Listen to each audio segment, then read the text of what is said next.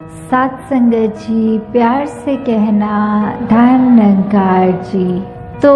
हम जब आए ही हैं तो अपना मुख उजला करके ही इस दुनिया से रक्षित हों कि कैसे पल पल में हमारे को जब इस परमात्मा चाहे हम किसी भी नाम से जाने, जहाँ पे आस्था रखते हैं, अल्लाह, ईश्वर, किसी भी नाम से जानना चाहें तो है तो वो तत्व एक ही, वो जो कण कण में है पूरे ब्रह्मांड में, और ब्रह्मांड की भी जितनी साइंस में नॉलेज है उससे भी कितना बड़ा होगा ये, इसका तो कोई अंत ही नहीं। तो परमात्मा कैसे एक एक कण कण में है, तो उसको जब जान लेते हैं तो वाकई ही हमें ये भी पहचान हो जाती है कि हमारी अपनी एक क्या आइडेंटिटी है, हम वास्तविकता में क्या हैं। हम ये शरीर तो नहीं है, ये जो आत्मा है ये परमात्मा का ही अंश है। तो कैसे हमने दिलों से ये दीवारें हटा देनी है, जब ये बात पता लग जाती है तो अपने आप ही हमारी सोच बदल जाती है कि हर कोई अपना है, कोई बेगाना नहीं है। किसी के लिए हमने इस संसार में कोई ऐसी स्थिति नहीं बनानी कि वो व्यक्ति परेशान हो हमारी वजह से, और अगर किसी ने हमारे साथ कुछ ऐसा ऊंचा नीचा बोल दिया है तो वहीं अपने मन में भी उसके लिए क्षमा मांगते हुए दातार से कि इसको आगे ये समझ बख्शे दातार कि कैसे कड़वे बोल बोल के अपना मुंह को नहीं खराब करना और किसी और के दिल को भी नहीं दुखाना। तो कैसे ये संतों ने तो युगों युगों से ये रास्ता दिखाया हुआ है। कोई भी धर्म ग्रंथ खोल के देख लें, उसमें कहीं भी ये नहीं लिखा होगा कि वो व्यक्ति मोक्ष पाता है जो अभिमान करता है, वो व्यक्ति मोक्ष पाता है जो एक दूसरों को दर्द देता है, जो नफरत करता है, लूटपाट करता है, अत्याचार करता है। नहीं, हर जगह यही लिखा है कि प्यार ही हो मन में, तो ही ये प्यार जो है ये एक मंदिर का दिल रूप ले लेता है। क्योंकि सब कुछ जो भी इस संसार में आए हैं वो कर्म है, वो रिस्पॉन्सिबिलिटी है कि एक एक का सहयोग करना है, एक एक के साथ प्यार से पेश आना है, अपने दिल से दूसरे के लिए ये अरदास करनी है, दुआ मांगनी है। तो दातार सभी पे कृपा करे कि ये तन मन धन के सुख जहाँ सभी को मिले, ये सेवा सुमिरन सत्संग में रचे रहें, एक वाकई ही असली रूप में एक मनुष्य बने और आए हैं इस संसार में तो ये ब्रह्म ज्ञान की दात प्राप्त करें। क्योंकि यही वो दात है जो एक जीते जी भी हमें सही रास्ते पे रखती है, हम अपने आप को सेल्फ करेक्ट कर सकते हैं। और ये जब जीवन काल की यात्रा चली जाती है तो भी बस एक वही दात है जो एक ये लोक को भी सुखी करती है, परलोक को भी सुहेला करती है। तो ये दातार प्रभु परमात्मा इस निरंकार से जुड़ के इसके एहसास में जब हम पल पल बिताएंगे तो कोई हमारे कर्म ऐसे भी नहीं होंगे जो हम जानबूझ के गलत करेंगे। तो जब ये अवस्था हो जाएगी कि इसके साथ लिव हर समय जुड़ी रहे तो फिर ये भक्ति खाते पीते उठते बैठते किसी स्थिति में भी कोई भी कार्य कर रहे होंगे तो अपने आप ही ये भक्ति की यात्रा भी हमारी साथ साथ होती रहेगी। तो दातार सभी पे कृपा करे कि ये भक्ति भरा जीवन हर एक के हिस्से में आए। सात संगत जी, धन्यवाद जी। सात संगत जी, प्यार से कहना धन्यवाद जी। तो दासी ज्यादा समय ना लेते हुए आप सबके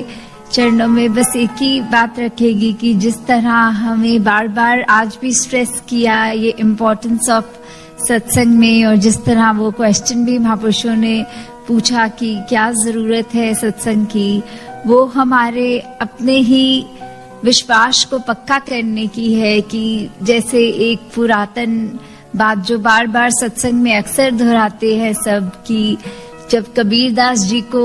किसी ने यही बात की थी कि सत्संग जाना क्यों जरूरी है, तो वो एक कील को दीवार पे हथौड़े से मारते रहते थे। तो उससे उनके पास जो जिज्ञासा लेके गया था वो ये बात नहीं समझ पाया और अंत में उनको साफ शब्दों में बताना पड़ा कि कैसे ये कील अगर दीवार पे एक हैमर एक बार करो तो बिल्कुल वो स्ट्रेंथ के साथ नहीं दीवार पे लग सकती। उसको अगर पक्का करना है, अगर उसके ऊपर कोई मजबूती भरी कोई ऑब्जेक्ट है कि कोई सीनरी या कुछ भी जो वेट बेयर कर ले वो कील, उसको सच्चे तरह अगर स्ट्रेंथ देनी है तो उसको बार बार हैमर को उसके हेड पे मारना पड़ता है ताकि वो दीवार में अच्छी तरह गड़ जाए। उसी तरह जो सत्संग की महत्वता है वो यही है कि हम अपने जीवन में जो ये ह्यूमन वैल्यूज की बात करते हैं, जो इस ब्रह्म ज्ञान, परमात्मा, निरंकार, गॉड, अल्लाह, वाहिगुरु, जो भी नाम से हम बुलाए, उसको अगर अपने पल पल में हमको विश्वास रखना है अस्तित्व में और हमें डीपली इनग्रोस्ड होना है, तो पल पल सिमरन करें और उस तरह करें कि कोई चाहे निर्धारित समय ना लेते हुए पल पल, जैसे हम अगर सांस ले रहे हैं तो हर सांस हम चाहे किसी से बात करते हुए भी ले रहे हैं, खाना खाते हुए भी ले रहे हैं, कोई भी काम कर रहे हैं, ये सांस हमारी चलती ही जा रही है। उसी तरह ये जो निरंकार से हमारी कनेक्शन है, ये सेवा सिमरन सत्संग रूप में ही होती है और वो भी पूरा दिन सिमरन के द्वारा हम कर सकते हैं। और सत्संग रूप में भी जैसे आज आप इकट्ठा हुए हैं, ऐसे ही आगे बढ़ चढ़कर भी सत्संग को भी अपनी जिंदगी में आगे रखना है। और सेवा के समय भी चाहे वो हम एक फॉर्मल इस तरह के सत्संग के रूप में हैं, तो भी हमारी सेवा है कि आके समय पर सत्संग आए, बैठे, ग्रहण करें और जीवन में अप्लाई करें जो सीखा है यहाँ। या फिर जो भी ड्यूटीज अलॉटेड है कि किसी की लंगर में, किसी की सेवादल रूप में लाइनें चलाने के लिए, या जो भी पार्किंग में, जिसकी भी जहाँ है। उसके अलावा भी जब हम घर पे भी बैठे हैं तो भी हम वो मौका सेवा का इस तरह भी कर सकते हैं कि चाहे ऑफिस में हो, कोई कलीग से कुछ अगर उसको चाहिए, उसको कंफर्ट देने के लिए कुछ भी सेल्फलेसली अगर हम वो करते हैं, वो सेवा ही है। चाहे एज बेसिक इज वो अगर उसके चेहरे से आव भाव से लग रहा है कि उसको पानी और कॉफी चाहिए, तो उसके बोलने से पहले उसको अगर खुद ही दे दे, तो वो भी निरंकार को हाजिर नाजिर मानते हुए अगर की गई है तो वो भी बहुत सेवा ही है। तो दासी और शब्दों का सहारा नहीं लेगी क्योंकि बहुत लेट पहले हो गया है। आप सबके घरों को आपने निकलना भी है, जहाँ सब गृहस्थ जीवन में जिम्मेवारियां भी हैं, परिवार भी है और कल भी आप सबका वर्किंग डे है। तो दासी और टाइम नहीं लेगी, आप सबका यहाँ धन्यवाद करेगी कि ना कि सिर्फ आप सब आए, पर जो आप जीवन में मुख्य रूप में जो इस ब्रह्म ज्ञान और निरंकार का सहारा लेते हुए ये पल आपने ये सत्संग में बिताए आज, तो उसकी दासी बहुत ही शुभकामनाएं देगी। और जो काफी महापुरुष इधर आज आए हुए हैं ये जिज्ञासा लेके कि हम भी जिस तरह आज यहाँ सबके सिर्फ शब्दों में नहीं, वो वाइब में, वो फेस से भी पता लग रहा था कि जो शब्द बोले गए हैं सब सच्चे मन से उसको जी भी रहे हैं, सिर्फ शब्दों की तरह कहा नहीं गया। तो वो केवल और केवल इस ब्रह्म ज्ञान से ही होता है। तो जो भी जिज्ञासु हैं वो आज आए हैं तो इस मौके का फायदा उठा लें और सत्संग के बाद ब्रह्म ज्ञान भी जरूर प्राप्त करके अपने घरों को जाए। साथ संगत जी, धन्यवाद जी। साथ संगत जी, प्यार से कहना धन्यवाद जी। दासी आज सुबह एक फोन पे चित्र देख रही थी, उसका थोड़ा सा दासी आपके साथ शेयर करना चाहेगी कि एक सांप लिपटा हुआ था एक आरी के ऊपर और नीचे लिखा हुआ था कि ये एक घटना का बयान हो रहा था कि जैसे एक आरी होती है वो एक तरफ से तीखी होती है, तो जैसे ही सांप उस आरी पे लिपटा उसको वहाँ तीखे वाले हिस्से से आरी के उस तरह से जख्म हो गया कि वो खून बहने लगा। जैसे ही उस सांप के साथ ये घटना हुई, उसको लगा कि शायद मैं कोई ऐसे खतरे में हूँ, और उसका जो एक ये इंस्टिंक्ट था, उसने उस आरी के ऊपर अपना फन से एकदम डसा, और डसते ही जहाँ अभी तक तो सिर्फ एक ही जगह में चोट थी, वो ऐसा करने से लोहे की तीखी जगह पे उसका मुंह वाला हिस्सा भी छिल गया। तो जब दासी ये घटना पड़ रही थी तो एकदम ऐसा एहसास हुआ कि हम भी कई बारी क्रोध में होते हैं, या कोई और ऐसी जब समय आता है जहाँ हमें ऐसे लग रहा होता है कि हम इस तरह उलझे हुए ये सोच रहे होते हैं कि गलती सामने वाले की है या परिस्थितियाँ कुछ ऐसी गलत है। उस घड़ी में अगर हम निरंकार का सहारा ना लें तो हम नुकसान अपना ही कर बैठते हैं, ये सोच के कि कोई और हमारा नुकसान कर रहा है, परंतु हम अपना स्वयं ही नुकसान कर रहे होते हैं। निरंकार हम सब पे ऐसी कृपा करे कि जिस तरह इतना बड़ा दौलत ये जो निरंकार रूपी हम सबके झोली में है, संसार के ज्ञान कोने कोने में पहुँचे, और हम सब भी जो इस निरंकार को जानते हैं उन निरंकार की कीमत हमेशा याद रहे, और पल पल इसी के ही ध्यान में हमारा जीवन बीते, चाहे दिनचर्या जो भी हो, जो भी कार्यों में हम रक्त हों। जिस तरह कोई भी कार्य करते करते सांस अपने टाइम से एवरी सेकेंड हम जिस तरह श्वास भर रहे हैं बिना एफर्ट किए, वैसे ही उस तरह इस निरंकार का भी ध्यान हमें हमेशा ही रहा है। वाणी निकाल के देख लें, कोई भी रिलीजियस स्क्रिप्चर खोल के देख लें, तो क्या उस पे वो जो बात की जाती है कि ये इंसान, तुम इस धरती पे आए हो तो तुम्हें अपना एक व्यवहार कैसा बनाना है। एक मनुष्य के चोले में हो तो ये मानवीय गुण, ये ह्यूमन वैल्यूज़ तुम्हारे अंदर एक होनी चाहिए, जिससे तुम सही मायने में मनुष्य तभी कहला पाओगे जब मनुष्य जैसा व्यवहार करोगे, मनुष्य जैसी सोच रखोगे। क्योंकि इस जीवन में तो आए हैं अपनी, जहाँ हर एक जिम्मेवारी, एक रिस्पॉन्सिबिलिटी को निभाना बहुत ज़रूरी होता है। अपने काम काज, अपनी एजुकेशन, या जिस पड़ाव पे भी उम्र के जो भी उस तरह से एक कार्य है करने वाला, उससे जिम्मेवारी से पीछा नहीं छोड़ना है। वो करते हुए अपने जीवन में भक्ति को साथ साथ रखना है। तो ये संभव कैसे हो पाएगा कि अगर हम ये अपने दिन को, जैसे एक हमारा डेली एक दिनचर्या होती है, उसमें भक्ति को कैसे डालना है। तो बात सिर्फ यही है कि एक अगर हम अपने आप में सोचें कि क्या हमें कोई अलग समय निकालना पड़ता है सांस लेने के लिए पूरे दिन में। नहीं, हम सो रहे होते हैं तो भी सांस लेते हैं, हम कुछ खाना खा रहे होते हैं तो भी सांस लेते हैं, किसी से बात करते हैं तो भी सांस लेते हैं। तो ये कोई हमें अलग समय नहीं निकालना भक्ति के लिए, पर अपने आप को एक ऐसे उसमें नेचर में बांध लें कि हमारा चलता फिरता हर पल एक भक्ति के मार्ग पे ही हो। हमारा दिल सिर्फ प्यार करे,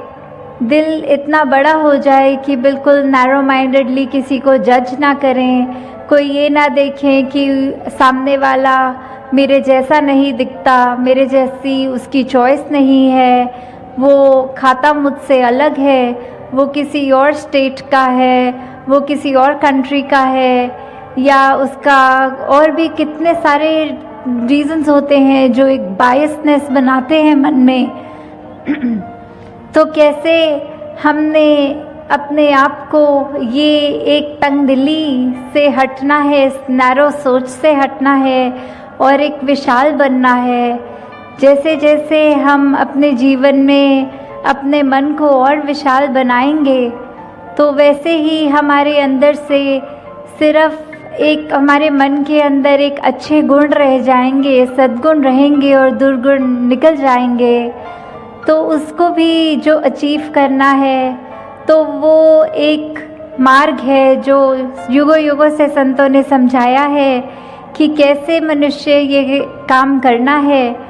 ये इतना आसान भी नहीं कि अगर कोई कुछ बुरा भला बोल जाए तो उसको कड़वा घूंट की तरह ऐसे पीना है और उसको रिएक्शन में कुछ उल्टा नहीं बोलना। तो ये उस समय एक कैसा होता है, तो वो एग्जाम्पल भी है कि अगर आप एक किसी बोरी में अगर आटा रखेंगे तो वो बोरी में कहीं पे भी चाकू मार के देख लें तो सिर्फ वो आटे का पाउडर ही गिरेगा। तो भाव ये कि जो हमारे अंदर है वही तब निकलता है जब वो रिएक्शन की बात आती है। तो अगर हम हर एक से प्यार करते हैं, हमारे अंदर प्यार है, तो ही हर एक से कर पाते हैं। क्योंकि थोड़ी देर के लिए प्रिटेंड करना या कुछ समय के लिए तो हम अपने व्यवहार को बदल सकते हैं, पर जब अचानक से कोई ऐसी सिचुएशन आ जाती है कि हमें उसके रिएक्शन के लिए टाइम नहीं है, तो वो एक हमारा जो अपना असली स्वभाव है वही झलकता है। तो कैसे हम हमेशा एक रस रहें, एक सहज अवस्था में रहें, ये तभी होगा जब हम ये जानकारी प्राप्त करेंगे कि हम क्या हैं, हम इस दुनिया में क्यों आए हैं और दुनिया में रहते हुए क्या करना है। ये जब शरीर अपनी यात्रा पूरी करेगा, ये जब श्वास हमारे शरीर से छिन जाएंगे, तो वो हमारी आत्मा ने कहाँ जाना है। तो ये प्रभु परमात्मा, ये ईश्वर, ये अल्लाह, ये निराकार, जिस नाम से भी हम इसको संबोधित करना चाहें, जहाँ जैसी आस्था हो, तो कोई भी हम एक धार्मिक एक टेक्स्ट उठा के देखें तो सभी में एक कॉमन बात यही है कि ये परमात्मा का अंश, ये आत्मा है और इस आत्मा ने मोक्ष तभी प्राप्त करना है जब वो इस परमात्मा को जान ले। क्योंकि शरीर ने तो अपने कुछ सालों की यात्रा को ही तय करना है, वो तो लिमिटेड एक हमारे नंबर ऑफ ईयर्स हैं। तो कैसे इस इटर्नल आत्मा ने, इस परमात्मा जो हमेशा रहेगा, उससे अपना मेल करना है, तो वो सिर्फ ब्रह्म ज्ञान द्वारा ही पॉसिबल है। कि कैसे जब हम self realisation through God realisation वाली बात कि अपनी असली पहचान, अपना असली अस्तित्व हमें कैसे पता लगेगा, वो इस परमात्मा की जानकारी से। क्योंकि ये आत्मा जब इस शरीर में है तो इतने सालों से रहने के बाद वो अपने आप को शरीर ही मान बैठती है, पर ये तो उससे बहुत एक ऊंची अवस्था की है। शरीर ने तो जल्दी साथ छोड़ना है और ये आत्मा तो हमेशा रहेगी। तो कैसे उस मृत्यु के बाद भी ये जो एक मुक्ति वाली बात आती है, तो जब हम इस परमात्मा का, इस निराकार का एहसास अपने जीवन में रखते हैं, पल पल रखते हैं, तो अपने आप ही एक संतमति वाली बात हमारे अंदर रहती है। जब ये एहसास होता है कि परमात्मा हमारे अंग संग है, हमारे बिल्कुल इतने नज़दीक है जितनी ये आईलैशेस भी, ये पलकें भी हमारी आँख से हैं, तो उससे भी ज़्यादा नज़दीक तो ये परमात्मा है, हमारे अंदर परमात्मा है। हमारे अंग संग हम किसी व्यक्ति से बात भी कर रहे हैं तो सामने वाले में भी वही परमात्मा है। तो जब एक ये पता लग जाता है कि एक अगर पिता ही एक है, तो फिर बच्चों के बीच में वो नफ़रत किस बात की। तो कैसे एक ये यूनिवर्सल ब्रदरहुड, एक ये ग्लोबल विलेज वाली बात जो आती है, तो वो कैसे उसका एक असली रूप हम कैसे बना सकते हैं, वो हमारी सोच से, हमारे दिल से ही होगा। उसकी शुरुआत हमसे ही होनी है कि ये वर्ल्ड विदाउट वॉल्स है, एक संसार जो इतना सुंदर है। हमारा एक कर्तव्य है कि इस संसार में आए हैं, तो जब इस संसार से रुखसत हों तो जिस कंडीशन में ये हमें मिला, हमें उससे ज़्यादा खूबसूरत छोड़कर जाना है। तो कैसे हमने एक दूसरे में ये यूनिटी इन डाइवर्सिटी को अप्रिशिएट करना है और ये बिल्कुल नफ़रत का कारण नहीं बनाना, और साथ ही अपने दिल को हमने इतना विनम्र बनाना है कि कोई भी अच्छा कार्य करें तो उसका अहंकार मन में ना आए। क्योंकि अगर हम एक पेड़ का भी एग्जाम्पल देखते हैं तो पेड़ अपने आप में चाहे ऊंचा है, स्टिफ है, पर उसकी डालियों में जब जब फ्रूट्स लगते हैं तो अपने आप वो ब्रांचेस उसकी थोड़ी बेंड हो जाती हैं, वो झुक जाती हैं। तो जितने हमारे अंदर गुण आए उसका नतीजा यही होना चाहिए कि हम और ज़्यादा एक हम्बल हो रहे हैं, एक और ज़्यादा विनम्र हो रहे हैं, ना कि अकड़ में आना। क्योंकि फिर वो बात यही है कि एक सूक्ष्म सा भी अहंकार अगर हमारे अंदर आ गया तो वो फिर हमारे लिए लाभदायक नहीं है। कैसे फिर हमारे जीवन में हमने एक वही बात को याद रखना है कि ये अच्छे कार्य भी परमात्मा ही करा रहा है, तो इसका श्रेय भी इस परमात्मा को ही जाता है। तो हर एक बात अगर हम अपने जीवन के उस पड़ाव से देख लें कि सिचुएशन चाहे कोई भी हो, अब आए हैं संसार में तो एक परिस्थिति ने सुख भी देना है और कोई परेशान वाली या दुख की भी परिस्थिति आनी है। तो ये एक रस होना कैसे है वो दोनों स्थितियों में, वो फिर बात यही आती है कि जब हम अपना कनेक्शन इस परमात्मा से बना लेते हैं, इस निरंकार के एहसास में रहते हैं, तो फिर ये हर परिस्थिति में ही एक शुक्राना निकलता है कि एक हमारे को क्रिब नहीं करना कि हमारी परिस्थिति खराब हो गई है, परमात्मा तूने हमारे को एक सिचुएशन में क्यों बांध दिया जो हमारे अनुसार नहीं है, हमारी कन्वीनियंस नहीं है इस सिचुएशन में। तो उस बात को भी फिर ऐसा देखा जाए कि ये परमात्मा शुक्र है कि ये परिस्थिति जो दी उसमें अब हम अपने आप को अपना बेस्ट पोटेंशियल यूज़ करके अपने बेस्ट वर्जन्स बन के उस स्थिति को डील करें। क्योंकि अगर परमात्मा चाहता तो वो स्थिति और बिगड़ के भी हो सकती थी। तो शुक्र है ये स्थिति ऐसी है जो है। तो अगर हर छोटी बात पे भी हम ये ध्यान दें कि ये सारे वर्च्यूज़, चाहे वो फॉरगिवनेस की बात है, वो टॉलरेंस की बात है, वो एक कोई भी हम वैल्यू को उठा के अपने जीवन में अगर लागू करें तो ही हम असली रूप में अपने जीवन को जीते हुए इस पूरे संसार के लिए वरदान है। अभी जो बात हमने सत्संग में सुनी भी कि एक हेल्प और एक सेवा में फ़र्क जो है, तो वो यही है कि अगर हम कुछ कार्य करके उसका थोड़ा सा भी गर्व और अभिमान मन में रखते हैं तो फिर वो निष्काम नहीं रहती। और सेवा भाव तो बिल्कुल एक समर्पण की बात है, एक निष्काम होकर ही किया जाता है।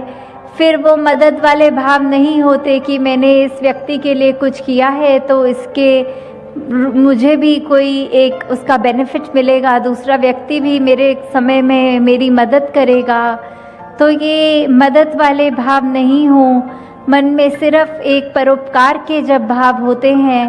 तो ये कार्य हमने अपने ऊपर से ही शुरू करना है। सामने वाले को नहीं देखना कि उसका नेचर कैसा है, वो अपने व्यवहार को हमारे साथ कैसे तरह पेश आ रहा है, पर ये फ़र्ज़ हमारा है, हमने सुधार करना है तो हमने अपना ही करना है। क्योंकि ये खुशी, ये कोई भी बात है वो ज़्यादा इंटरनल होती है दैन एक्सटर्नल। क्योंकि हम एक बंद कमरे में भी उदास हो सकते हैं और एक भरे मेले में भी उदास हो सकते हैं। और वही बात कि अगर हम अचानक से एक सोच पॉजिटिव को अपने दिमाग में डाल लेते हैं तो हम हर जगह खुश भी हो सकते हैं। तो ये नेगेटिविटी से जितना भी हम दूर हो सके उसने आना तो है। तो अब हम कैसे कंटेनर बन रहे हैं कि क्या हम फिर उस नेगेटिविटी को अकोमोडेट कर रहे हैं या उसकी जगह पॉजिटिव थॉट्स ला रहे हैं। अगर हमारे पाँव में कोई कांटा चुभ रहा है तो क्या हम उसको चुभा रहने देते हैं या कोशिश होती है कि जल्दी से उस कांटे को खींच लें ताकि आराम आए शरीर को। तो बात वही है कि अगर कोई नेगेटिव थॉट आ भी रहा है तो कैसे उसको उसी समय दूर कर दें कि ये परमात्मा ने ये जीवन इतना कम दिया है तो उसमें उसको बेस्ट पोटेंशियल से इस्तेमाल करें, किसी का दिल ना दुखाएं, अपने ऊपर फोकस करके अपने ऊपर काम करके ये एक ऐसे हम इंसान बन पाएं जो वाकई ही युगों युगों से समझाते हैं कि ऐसे मनुष्य बनो जो हर एक के काम आओ। अपने आप में ऐसी, अपने नेचर में, अपनी सोच में अपनी बातें ऐसी करो कि अगर कोई व्यक्ति मिले तो वो हमसे जब मिल के जाए तो वो अपने दिमाग में ये सोचे कि इससे आज कुछ सीखने को मिला है, काश हमारा भी एक नेचर, हम भी काश इसकी तरह बन पाएँ। ना कि ऐसे कि इस व्यक्ति को देखा तो आंखें चुरा ली या अपना रास्ता बदल लिया और मन में सोचा कि अगर इस व्यक्ति को मिलेंगे तो बहुत मूड खराब हो जाएगा, इसने तो कड़वी बातें करनी है, इसने तो कुछ गलत ही बात बोलनी है तो इससे मिलना ही नहीं है। तो वो चॉइस हमारी है कि हमने अपनी इस विवेक बुद्धि से इस चेतनता को इस्तेमाल करते हुए इस प्रभु परमात्मा निराकार के आश्रय क्या अपने जीवन में हमने सुधार करना है और क्या गुणों को अपनाना है। तो दासी और समय नहीं लेगी, 8:30 तक ही समय था और वो अब हो चुका है। तो ये बहुत अच्छा लगा आज इधर वडोदरा भी आके कि जिस तरह इस शहर का नाम अगर देखा जाए तो वो एक बैनियन ट्री के नाम से बड़ा, ये उससे मिलता है कि ये बड़ा, तो उसी तरह हम सबके अंदर भी ये सेवा भाव बढ़ता चला जाए। ये सुमिरन जो हमारी कनेक्शन है इस परमात्मा के साथ, उसको हम अपने दिल से सही मायने से करें और कैसे अपनी गलतियां बख्शवाते चले जाए परमात्मा से, और साथ ही ये